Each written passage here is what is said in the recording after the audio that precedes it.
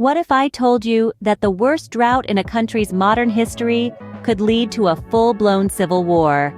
That's precisely what happened in Syria, a nation that found itself caught in a whirlpool of political unrest, economic hardship, and environmental crisis.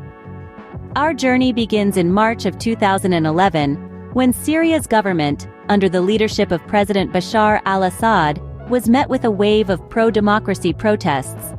The citizens, tired of the authoritarian practices of the Assad regime, which had been in place since his father, Ḥafiz al-Assad, assumed presidency in 1971, demanded a change.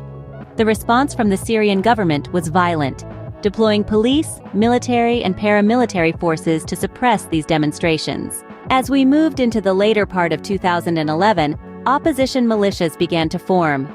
By the time 2012 rolled around, what started as a series of protests had escalated into a full-fledged civil war. In January of 2011, just before the protests began, Assad confidently asserted in an interview with the Wall Street Journal that the wave of popular protests sweeping through the Arab world would not reach Syria.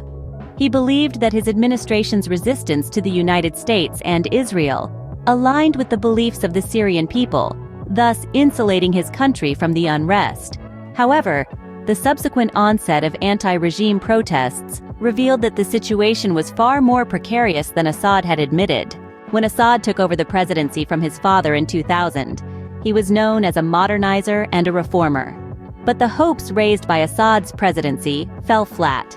Instead of fostering participation, he revived his late father's authoritarian tactics, including pervasive censorship, surveillance, and brutal violence against suspected opponents of the regime.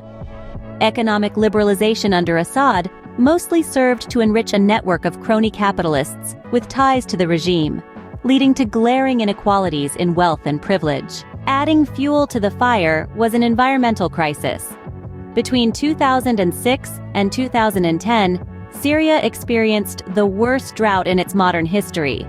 This drought impoverished hundreds of thousands of farming families, leading to a mass migration of rural people to urban shanty towns. In summary, the Syrian civil war was a complex crisis, born from a mix of political unrest, economic hardship, and environmental disaster.